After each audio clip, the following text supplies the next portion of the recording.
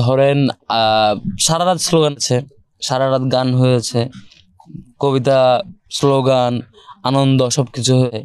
আবার সকালে যখন রেজাল্ট অ্যানাউন্স করা হচ্ছিল তখনও এক একজনের নামের পরে এক একভাবে স্লোগান হচ্ছিল।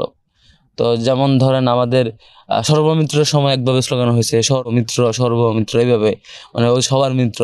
তো এইভাবে করে, হ্যাঁ, একজনের সময় আমাদের এক ভাই হচ্ছে চকলেট খাওয়াইতে ভালো, তার সময় চকলেট চকলেট অনেক হয়েছে, মানে যার সাথে যেটা রেলিভেন্ট বেশি ওইটা স্লোগান হয়েছে। তো হিজাবের ইস্যুতে যেটা আপনারা দেখেন, চারুকলায় সাবিকুন্নাহার হিজাবি তো আমাদের একজন ছিল, উম্মে সালমা ছিল, সাবিকুন্নাহার তামান্না ছিল, আফসানা ছিল। বাকি দুজনের ক্ষেত্রে কিন্তু স্লোগান হয় নাই। স্লোগান হয়েছে কার ক্ষেত্রে? স্লোগান হয় উম্মে সালমার ক্ষেত্রে স্লোগান হয়েছে ভাবি ভাবি স্লোগান হয়েছে, কারণ হচ্ছে সে আমাদের রায়হানের ওয়াইফ, আরেকজনের প্রার্থীর।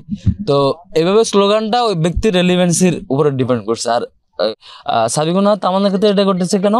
চারুকলায় তার ছবিকে বিকৃতভাবে এঁকে শিং এঁকে দিয়ে তার হিজাবকে বিকৃত করা হয়েছিল।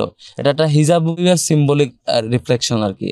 তো সেখান থেকে একটা ভয় চেঞ্জ করা হয়েছিল যে আসলে হিজাবোফোবিয়াটা আসলে বিশ্ববিদ্যালয়ে চলে না।